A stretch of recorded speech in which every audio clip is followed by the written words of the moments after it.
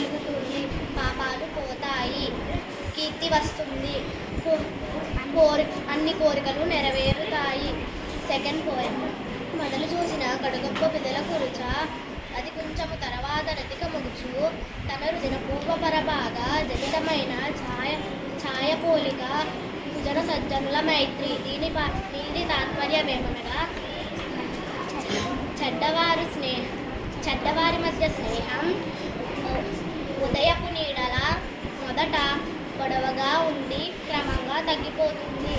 మంచివారి స్నేహం సాయంకాలం నీడల ముందు చిన్నదిగా ఉండి క్రమంగా పెరుగుతుంది. అంటే చెడ్డవారు త్వరగానే దూరమవుతారని, మంచివారి మధ్య స్నేహం